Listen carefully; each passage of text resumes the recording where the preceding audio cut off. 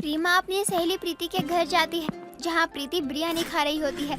ये देखकर रीमा कहती है, अरे वाह, क्या बात है, आज तो मैडम जी की पार्टी हो रही है। घर में कोई दावत है क्या?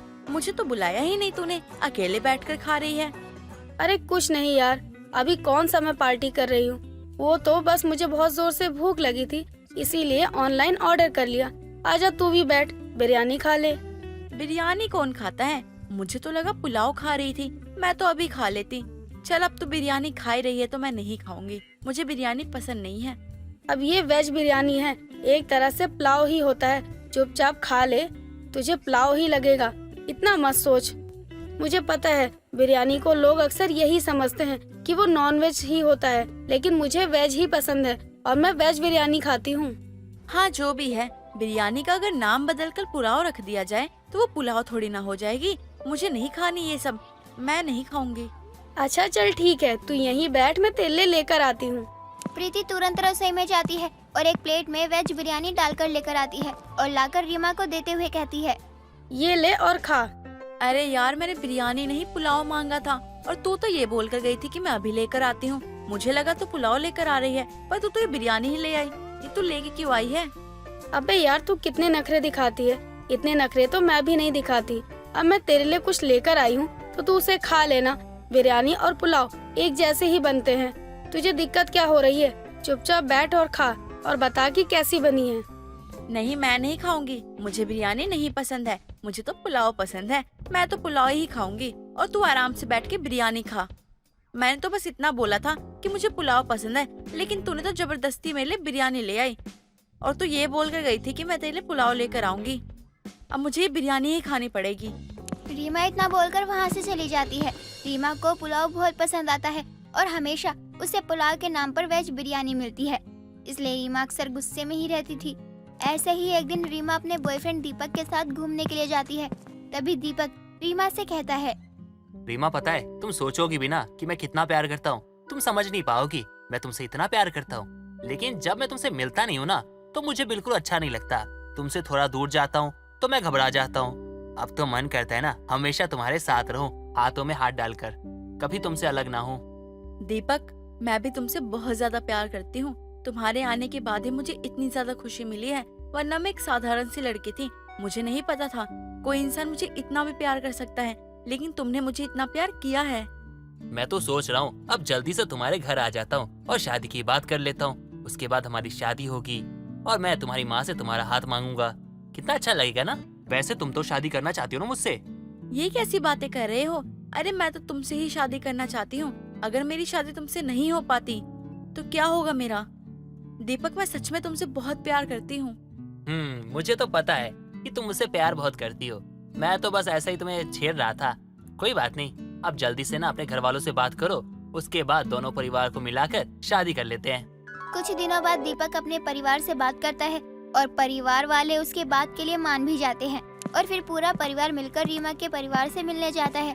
दोनों परिवार के आपसी सहमति से दीपक और रीमा का रिश्ता तय हो जाता है और कुछ दिनों में ही शादी भी हो जाती है। रीमा शादी करके अपने ससुराल आ जाती है। ससुराल आने के बाद रीमा पूरे घर को बहुत अच्छे से संभाल लेती है। ये देखकर रीमा की सास भी काफी खुश थी। कुछ दिनों बाद रीमा की सास बाहर जा रही होती है तो रीमा अपनी सास अनीता से कहती है, माँ जी, अब बाहर जा रही है ना, तो मेरे लिए बाहर से कुछ लेके आइएगा। अरे हाँ हाँ बहू, बोल क्या चाहिए तुझे? वैसे भी शादी के बाद तू अभी तक कहीं बाहर तो गई नहीं है। तुझे जो भी जरूरत होती है वो तू हमें बोलती है। बता क्या चाहिए, मैं लेकर आ जाऊंगी। माँ जी, मेरा ना पुलाव खाने का बड़ा मन है। यहाँ पर ना आपके घर के पास एक दुकान है पुलाव वाली, वहाँ पे बहुत अच्छे पुलाव मिलते हैं। पहले मैं और दीपक वहीं आके पुलाव खाया करते थे। आप वहाँ से मेरे लिए ले आएंगी ना? अच्छा, तो मतलब अपनी पुरानी यादें ताज़ा करना चाहती है। कोई बात नहीं, ले आऊंगी मैं। तेरा कुछ खाने का मन कर रहा है तो मैं ले आऊंगी। अगर वो दुकान बंद भी होगी तो मैं कहीं और से ले आऊंगी। तू दिक्कत मत ले बहू, मैं ले आऊंगी तेरे लिए। नहीं माँ जी, कोई दिक्कत नहीं होगी, बस आपको पुलाव लेकर आ जाना है, क्योंकि मुझे ना बहुत ज्यादा मन कर रहा है। शादी के बाद मैंने एक बार भी पुलाव नहीं खाए हैं। अनीता वहाँ से मार्केट चली जाती है। कुछ देर बाद अनीता अपने साथ बिरयानी लेकर आती है और अपनी बहू को देते हुए कहती है, ले बहू, तेरा बिरयानी खाने का मन था ना, वहाँ से लाई हूँ जहाँ की सबसे फेमस बिरयानी है। मार्केट गई थी, एक प्लेट मैंने खा ली और एक प्लेट मैं तेरे लिए घर लेकर आई हूँ। जा अपने कमरे में बैठकर खा ले। माँ जी ये क्या है? मैंने आपसे बिरयानी नहीं पुलाव मांगा था और आप बिरयानी ही ले आई। मैंने आपको यही बोलकर भेजा था ना कि मुझे पुलाव खाने का मन है, फिर आप ये बिरयानी क्यों लेकर आई? मुझे नहीं खानी है बिरयानी। बहू तू कैसी बातें कर रही है? बिरयानी पुलाव दोनों एक ही होते हैं, इसमें कोई फर्क थोड़ी ना होता है। घर में भी अगर पुलाव बनाती है मैं तो ऐसे ही बनाती हूँ, बस फर्क इतना है कि मैं बस बिरयानी बोलती हूँ और तू इसे पुलाव बोलती है। अगर यही मैं तुझे बिरयानी नहीं पुलाव बोलती तब तू बड़े चाव से खा लेती, अभी बस नखरे दिखा रही है। अरे माँ जी मैं सच कह रही हूँ, मुझे पुलाव ही पसंद है और मैं पुलाव ही खाती हूँ। आप इसे वापस ले जाइए या फिर आप खुद खा लीजिए, मैं नहीं खा सकती। पता नहीं क्या है, जिससे भी पुलाव मांगो वो बिरयानी लेके आ जाता है। अरे खुद को बिरयानी पसंद है तो जरूरी थोड़ी कि हर किसी को बिरयानी पसंद हो। ऐसे लोगों की वजह से बिरयानी और पुलाव में कोई फर्क नहीं कर पाता है। हर कोई बोल देता है बिरयानी और पुलाव दोनों एक जैसी होती है, लेकिन ऐसा नहीं होता है, दोनों में बहुत फर्क होता है। रीमा बिरयानी नहीं खाती और वहाँ से अपने कमरे में चली जाती है। ये देखकर अनीता को बहुत बुरा लगता है और वो खुद से बोलती है, बहू तो कुछ ज्यादा ही नकचड़ी है। मैंने उसकी इतनी बात मानी, इसने कहा कि मुझे पुलाव ले आना, खाने का मन है तो मैं इसके लिए पुलाव लेकर आई। हाथ में दे दिया तो मना कर दिया, ये भी नहीं सोचा कि प्यार से लाई हूँ अपनी बहू के लिए तो खा लूं। लेकिन इसका तो मुंह बनना ही खत्म नहीं होता, नहीं खाना तो ना खाए, मैं खा लूंगी। ऐसे ही कई दिन निकल जाते हैं और वही रोज का होता रहता है, तो रीमा को बहुत ज्यादा गुस्सा भी आ जाता। ऐसे ही एक दिन दीपक और रीमा दोनों रेस्टोरेंट में खाना खाने के लिए जाते हैं। वहाँ भी रीमा पुलाव ही मांगती है और हमेशा की तरह ही पुलाव की जगह बिरयानी आ जाती है। ये देखकर रीमा को बहुत ज्यादा गुस्सा आता है। रीमा टेबल पर ही हाथ पटकते हुए कहती है, ये क्या है? अरे आप सब लोगों को समझ में नहीं आती क्या? कोई दिक्कत है क्या? मैंने आपको क्लियरली बोला है, लेकिन आप लोग को पुलाव के अलावा बिरयानी सुनाई देता है। आप अपने अकॉर्डिंग क्यों चलते हो भाई? रीमा तुम इतना गुस्सा क्यों कर रही हो? देखो सभी लोग हमें ही देख रहे हैं। जो भी बात है ना शांति से बोलो ना, वरना लोगों को लगेगा मैं तुम्हें छेड़ रहा हूँ और आके वो मुझे कूट देंगे। इसलिए कह रहा हूँ थोड़ा ना गुस्से से बात मत करो, शांत होके बात करो। तुम सही कह रहे हो दीपक, गुस्सा करने की कोई जरूरत नहीं है। जब जिस इंसान को ये पता ही ना हो कि पुलाव और बिरयानी में क्या फर्क है, उन लोगों को बोलने से क्या ही फायदा। आज के बाद से मुझे पुलाव खाने नहीं है। रोज रोज पुलाव की ऐसी बेइज्जती मैं नहीं सहन कर सकती। रीमा पुलाव खाना ही छोड़ देती है, जिसके बाद पुलाव की वजह से होने वाली परेशानियां भी खत्म हो जाती हैं। सुनैना रसोई में सबके लिए खाना बना रही होती है और खाना बनाने के बाद सुनैना सबके लिए खाना लगा देती है। टेबल पर दाल चावल रोटी सब्जी सब था। ये देखकर सुनैना की माँ उर्मिला को तो काफी अच्छा लगता है, लेकिन सुनैना की बड़ी बहन मधु को बिल्कुल भी अच्छा नहीं लगता और वह कहती है, अरे ये क्या सुनैना, आज फिर दाल चावल बना दिया। तुम्हें पता है ना मुझे ये सब नहीं पसंद है। कभी मैगी समोसा ऐसा कुछ भी बनाया करो, ये क्या हर वक्त बस यही बना देती हो तुम? एक तो तू कभी खुद कुछ बनाती नहीं है, बड़ी बहन तू है, लेकिन फिर भी तेरी छोटी बहन ही सब कुछ बनाती है। अरे जब वो बेचारी ये सब कर रही है तो तू चुपचाप खा क्यों नहीं लेती? कमी निकालना जरूरी है क्या? मैं कमी कहाँ निकाल रही हूँ, मैं तो बस बोल रही हूँ कि मुझे ये सब नहीं पसंद है, तो मैं ये सब नहीं खाने वाली हूँ। लेकिन हमेशा ये सब बनाना जरूरी है क्या? कल भी मैंने दाल चावल ही खाए थे और फिर आज भी ये। दीदी अब हर रोज मैं बाहर का कुछ नहीं बना सकती ना, और आपने दिन में समोसे खाए थे तो रात में दाल चावल ही खा लो ना। हर जगह आपको दाल चावल ही खाने को मिलेगा।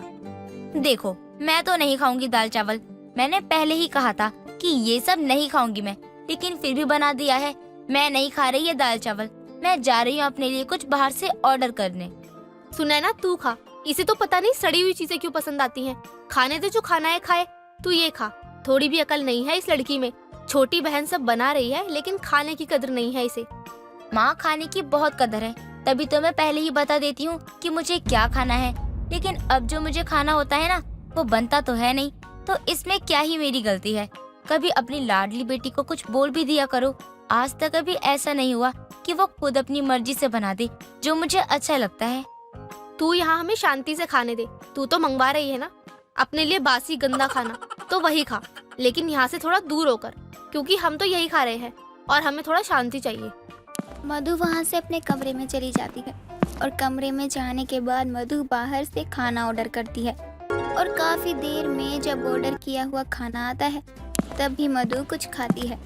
और मधु को शुरू से ही घर का खाना अच्छा नहीं लगता था, इसलिए वो ऐसे ही अक्सर करती थी।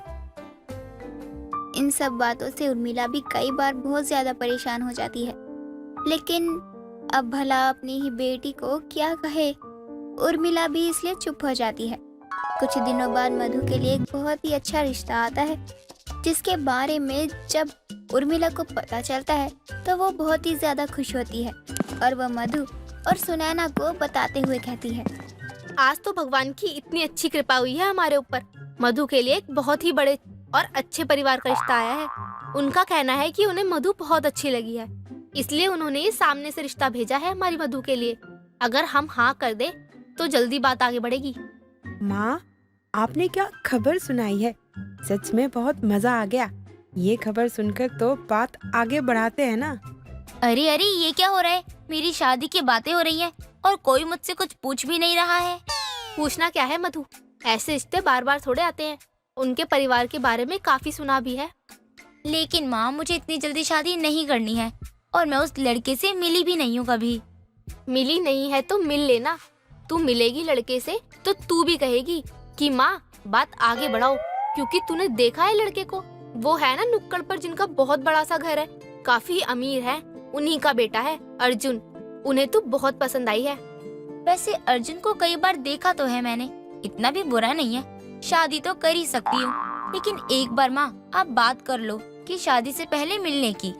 चल ठीक है, अगर तू इतना बोल रही है तो मैं उनसे बात करती हूँ इस बारे में कि वो तुम दोनों को एक बार मिलने दे, ताकि तुम एक दूसरे को जान सको, क्योंकि शादी भी तो तुम दोनों को ही करनी है।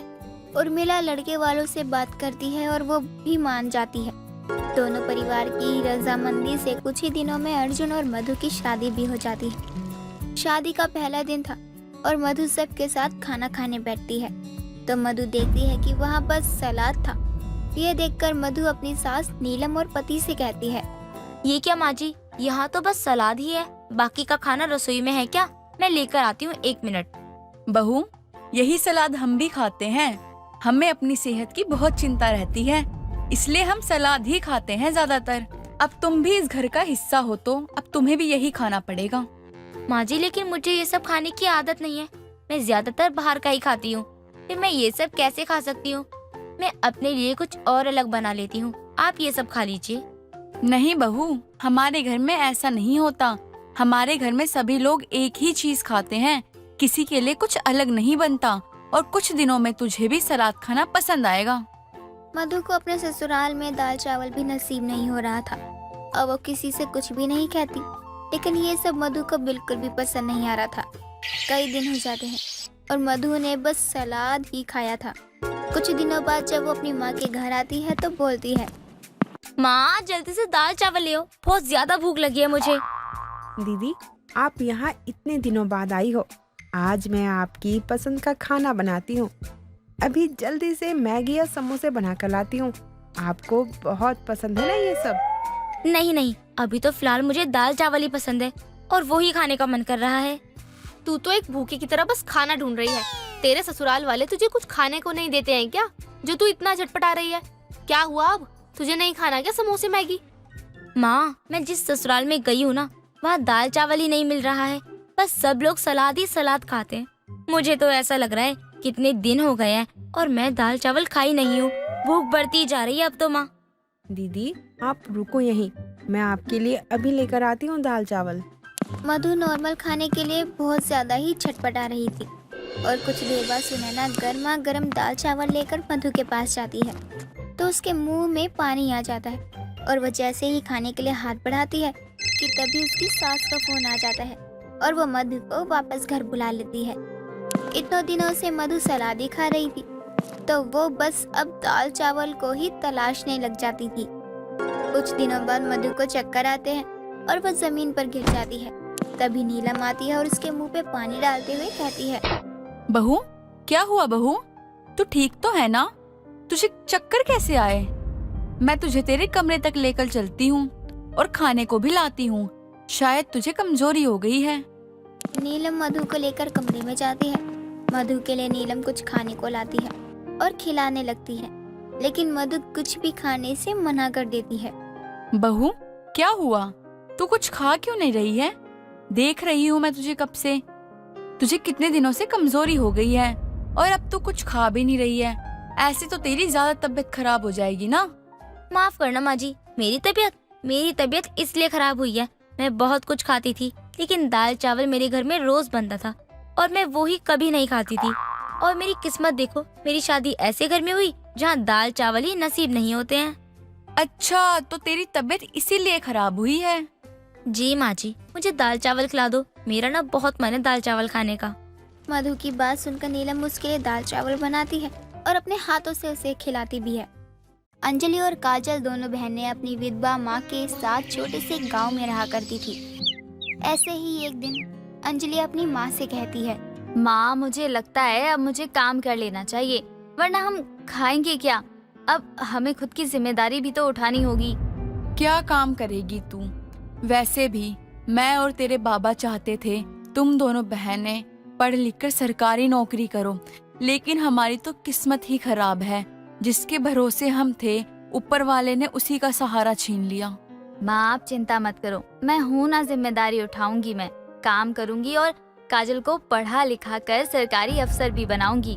लेकिन उससे एक बार पूछ ले, क्या वो सरकारी नौकरी करेगी या शादी करके अपने ससुराल जाएगी?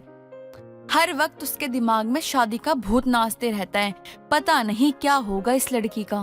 क्या होगा? कुछ नहीं, बस अभी बचपना है उसके अंदर, इसीलिए ऐसा कर रही है। जब बड़ी हो जाएगी तब उसे सब समझ आ जाएगा। माँ बेटी बातें कर ही रही होती हैं कि तभी वहाँ काजल आती है और बोलती है, ओहो, क्या बातें हो रही है मेरे पीठ पीछे। मैं छोटी हूँ लेकिन सब समझती हूँ।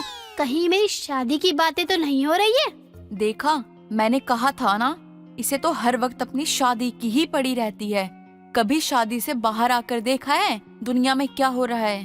ओहो माँ, आप भी ना, मैंने आपको बोला था छोटी बच्ची है, अभी कुछ फायदा नहीं है डांट लगाने का। क्यों काजल? हाँ, सही कह रही हो आप। कुछ भी बोलो या मुझे डांट लो, शादी तो मैं करके ही रहूंगी। हाँ, तेरी ही शादी करवाऊंगी तेरी दीदी से पहले। अगर तेरी हाँ है, अगले साल ही तेरी शादी करवा दूं किसी लड़के को ढूंढकर। अरे ऐसे कैसे अगले साल शादी की बात कर रही हो माँ? मुझे तो लगा आप शायद मेरे अगले महीने ही शादी करवा दो, लेकिन आप तो दूर तक चली गई। ये बहुत बदमाश हो गई है अंजलि, इसे सुधारना पड़ेगा वरना ये बिगड़ जाएगी। ऐसे ही हंसी मजाक करते हुए कुछ दिन गुजर जाते हैं। अब अंजलि घर का खर्च चलाने के लिए काम किया करती।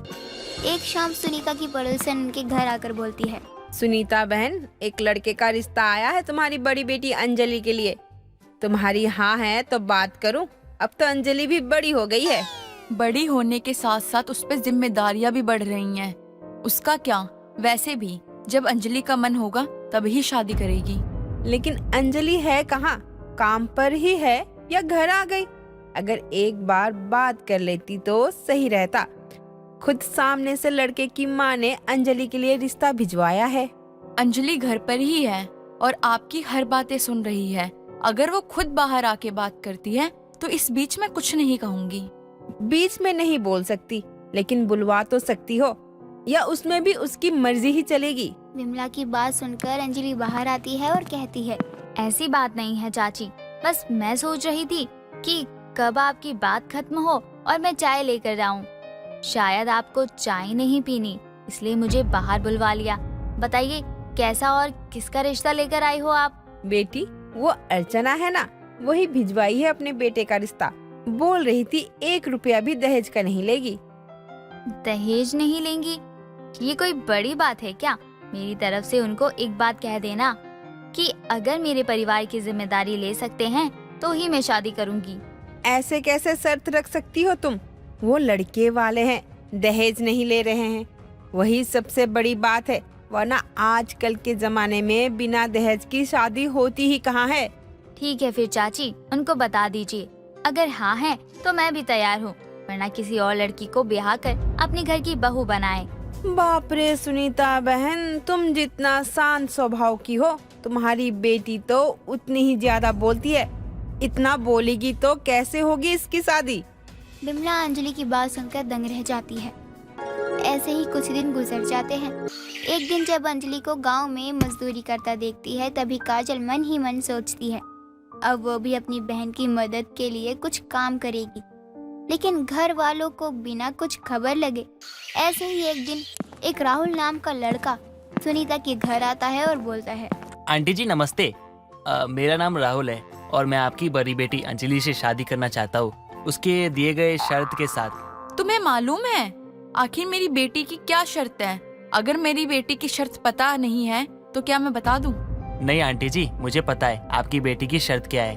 उसकी शर्त यही है कि शादी के बाद मुझे उसके घर की जिम्मेदारी उठानी होगी। मैं तैयार हूँ। बेटा मुझे कुछ मालूम नहीं है, जब अंजलि आएगी तब उसी से पूछ लेना। क्यों आंटी जी, आप क्यों नहीं बता सकती? आप तो माँ हो ना, अब माँ को बेटी की चिंता नहीं है। राहुल की बात सुनकर सुनीता को बहुत बुरा लगता है। तभी वहाँ काजल आती है और अपनी माँ को इतना परेशान देखकर बोलती है, क्या हुआ माँ, तबीयत तो ठीक है ना आपकी? और आप भाई साहब, आप यहाँ खड़े खड़े क्या देख रहे हो? दिखाई नहीं दे रहा है क्या मेरी माँ की तबीयत खराब हो रही है? राहुल भी जल्दी से सुनीता को बिस्तर पर लेटा देता है और पानी लेकर आता है। ऐसे मदद करता देखकर काजल को राहुल बहुत अच्छा लगता है। कुछ दिन ऐसे ही गुजर जाते हैं। अब काजल अपनी पढ़ाई के साथ काम भी छुपकर किया करती थी। ऐसे ही एक दिन सुनीता काजल के सामने अंजलि से कहती है, पता है अंजलि, एक लड़का कुछ दिन पहले ही हमारे घर आया था, उससे बात कर रही थी, तभी मेरी तबीयत अचानक ही खराब हो गई। अच्छा, आप उनसे बात कर रही थी? मुझे तो लगा वो आपसे झगड़ा कर रहे हैं। अच्छा हुआ मैंने उनको कुछ भी उल्टा सीधा नहीं कहा। तू तो बस यही सोच कि कौन लड़ने आए और तू उससे जमकर झगड़ा करे। तुझे और आता भी क्या है इन सब के अलावा? अब तुम दोनों लड़ो मत, मेरी बात सुन लो, आखिर मैं कहना क्या चाहती हूँ। हाँ माँ बोलिए, यही है आपकी लाडली, हर बात के बीच में इसे अपनी बात रखनी ही रहती है। आप बोलो, आपको क्या कहना है? वो लड़का तेरा हाथ मांगने आया था, शादी करना चाहता है तुझसे। मुझे लगा बस वो बोल रहा है, पर वो तेरी हर बात मानेगा, तेरे परिवार का ख्याल भी रखेगा। माँ ये सब बस बोलने की बात है, जैसा मैंने कहा है ना वैसा कोई नहीं करता। दिखावे के लिए लोग कुछ भी कर लेते हैं, ये सब नाटक होता है शादी करने के लिए। नहीं दीदी, ऐसा कुछ नहीं है, मैंने देखा था उनको, वो सच में बहुत अच्छे हैं। मैंने तो उनको डांट तक दिया था। एक बार तो आप उनसे बात करके देखो जरा, आखिर आपके लायक है भी या नहीं। तुझे बड़ा पता है अच्छा है या नहीं, इन सब बातों से दूर रहा कर, अभी तो छोटी है। बिना बात पे तू अपना दिमाग ना खराब मत किया कर। काजल अपनी बहन की बातों को इग्नोर करती है और दूसरे दिन राहुल से मिलकर अपनी बहन की सारी बातें बताती है। कुछ दिनों बाद राहुल अंजलि से अकेले मिलता है। जब अंजलि खेत में काम कर रही होती है, तभी राहुल बोलता है, अंजलि जी नमस्ते, क्या मैं आपसे बात कर सकता हूँ? मुझे बस कुछ देर का समय दे दीजिए, आप जरूरी बात करनी है। आप कौन? मैं आपको जानती ही नहीं हूँ तो मैं क्यों आपसे बात करूँ? आपको जो भी बात करनी है मेरे घर आइए, वहीं मैं आपसे बात करूँगी। मैं आपके ना सारे शर्त को मानने के लिए तैयार हूँ और मैं आपके परिवार का पूरा ध्यान रखूंगा और आपके परिवार को अपना भी समझूंगा। क्या आप मेरे परिवार वालों को अपना मान पाओगी? बोलना क्या चाहते हो साफ साफ बोलो। और ये क्या मेरा परिवार तुम्हारा परिवार बोल रहे हो? जो भी बात है सीधे सीधे बताओ। मैं आपसे शादी करना चाहता हूँ। कुछ दिन पहले मैं आपके घर आया था, लेकिन आपकी माँ की तबीयत खराब हो गई, इसलिए मैं बात नहीं कर पाया। अब मैं बिना वक्त खराब किए आपसे बात करना चाहता हूँ। क्या आप मुझसे शादी करोगी? अगर हाँ है तो बोल दो, और ना भी है तो भी बोल दो। राहुल की बात सुनकर अंजलि सोचती है और कुछ दिनों बाद शादी के लिए राजी हो जाती है। शादी की शॉपिंग में घर वाले बिजी हो जाते हैं। ऐसे ही शादी का दिन आता है, सारी तैयारियां हो जाती हैं। तभी सुनीता अंजलि को बोलती है, शादी की तैयारी हो गई, लेकिन हमसे एक गलती हो गई अंजलि। क्या गलती हो गई माँ? बेटी हमने तेरी शादी की सारी तैयारियां कर ली हैं, लेकिन तेरा ब्राइडल मेकअप कैसे होगा? हम जैसे गरीब लोग तेरा ब्राइडल मेकअप कहाँ से करवाएं? मैं बिना मेकअप की ही शादी करूंगी माँ, मुझे कोई परेशानी नहीं है। तभी वहाँ काजल आती है और बोलती है, किसने कहा आपको मेकअप नहीं होगा? ऐसा कभी नहीं हो सकता कि मेरी बहन की शादी हो और उसका मेकअप ना हो। मेरी गरीब बहन का ब्राइडल मेकअप होकर ही रहेगा। लेकिन कैसे, कहाँ से होगा? तू पागल हो गई है क्या? नहीं दीदी, मैंने पार्लर का कोर्स किया था। मैं ही आपका ब्राइडल मेकअप करूंगी। भले हम गरीब हैं, लेकिन एक मेकअप तो मैं आपका कर ही सकती हूँ। काजल अपनी बहन का ब्राइडल मेकअप करवाती है और धूमधाम से उसकी शादी करवाती है। अब तो दोनों घर वाले एक साथ रहा करते थे, जैसा राहुल ने कहा था। दोस्तों, अगर आपको ये कहानी पसंद आई तो इसे लाइक करें, शेयर करें और कमेंट करके बताएं कि कहानी में आपको सबसे अच्छा क्या लगा।